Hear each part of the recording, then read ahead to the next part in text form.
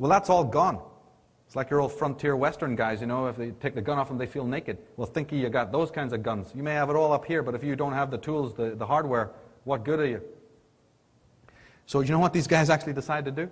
Is to artificially influence and manipulate the flow of history itself and move mankind forward. We can't talk about it a lot right now, but it's described in the DVDs and books about how they decide to move mankind forward artificially.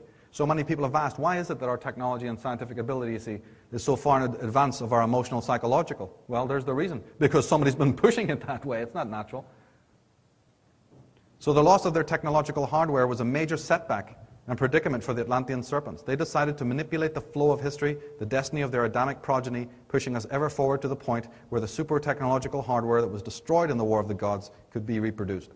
Some instruments and weapons had survived, and these were sequestered in underground chambers in temple precincts referred to as the Holy of Holies. Not because they contained anything holy, but they just didn't want you going near it, because it was the remnants of their technology. Now, one thing I omitted to tell you earlier about the fact of the pursuit when the Nephilim first came to our planet is something else of extraordinary importance. When the pursuers of the Nephilim destroyed the planet Tiamat, they made haste to leave our solar system to avoid the cosmic upheavals created by their action. However, for some reason, they took extraordinary precautions to prevent their enemies, should they still be alive on our planet, from ever leaving. They erected a powerful etheric energy barrier around our entire planet. This enveloping shield still exists, and no one on Earth, with the alien DNA, can physically break through it or go beyond it. I refer to that in my book as the real Stargate. And all the ancient cultures talk about it, the all-encompassing shield. And they refer to it as the dragon. It's always shown as the dragon, you know, surrounding something of great price. Even rings today, you'll buy jewelry with a dragon, you know, encircling a pearl or a diamond or a gem. Where does that image come from? The Pistis Sophia, a Gnostic book, says the outer darkness is a huge dragon whose tail is in its mouth.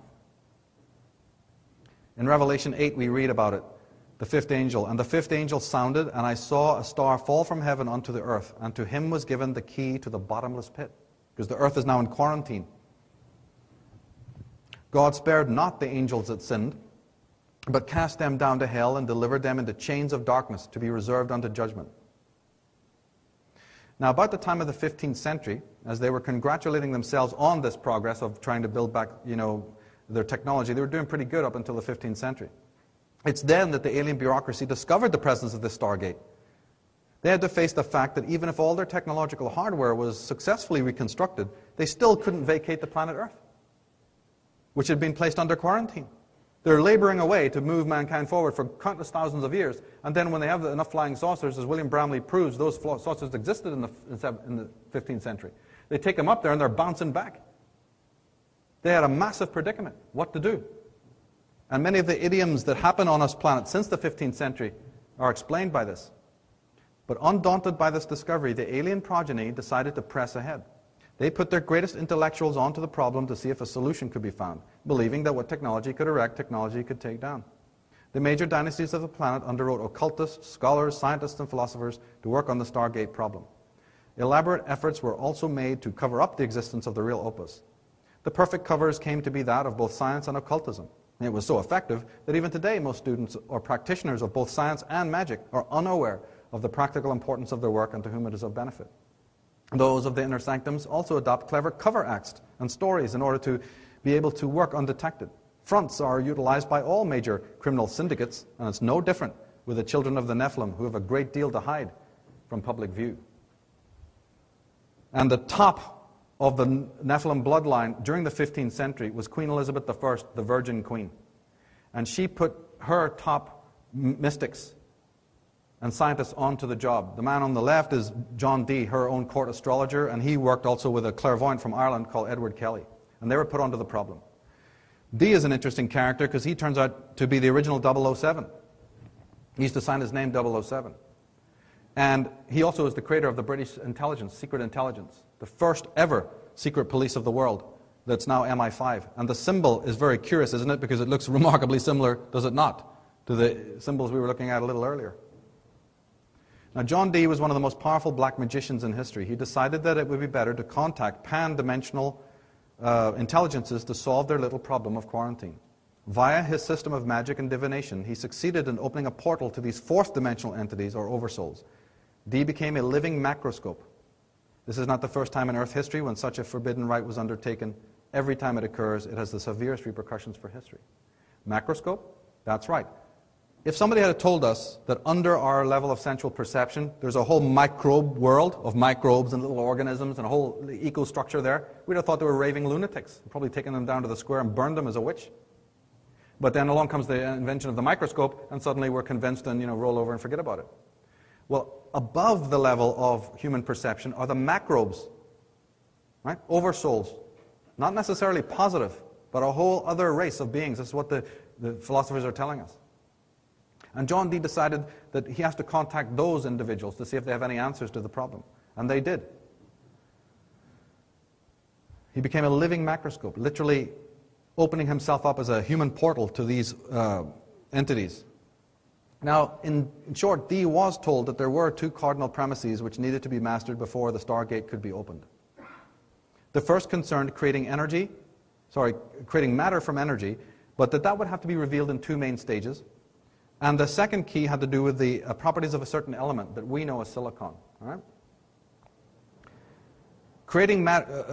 Releasing energy from matter was what the first phase was. They said, you're too dumb to know how to make matter from energy. We have to spend years showing you the opposite, how to release energy from matter.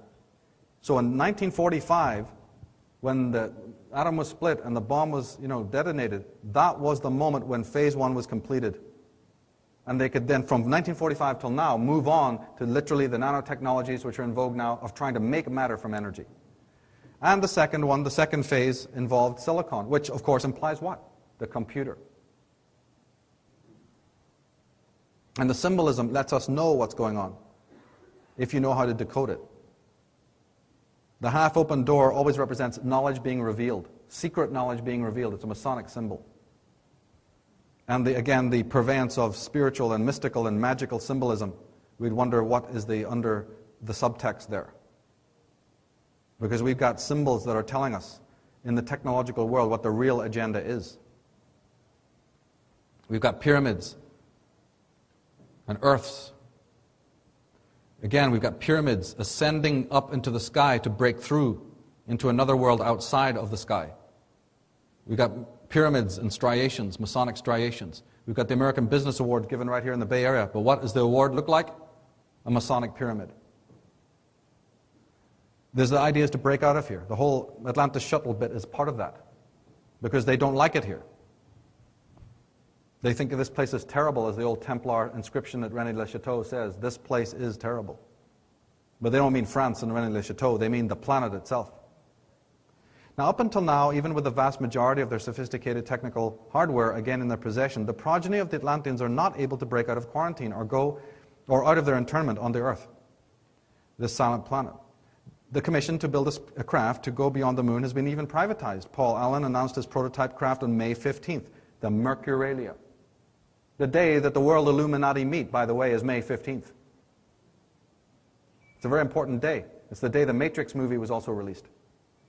HARP waves, microwaves, are continually being beamed onto the ionosphere to superheat the sky, to try and make a breakthrough passage. Go and ask Nick Bijak why HARP is millions of volts stronger than it was ever meant to be on paper. They have no answer for you. In fact, it's so much superheated the ozone layer, the ionosphere, that the ozone layer hole got created. Then they told you at CFCs and your McDonald's cartons.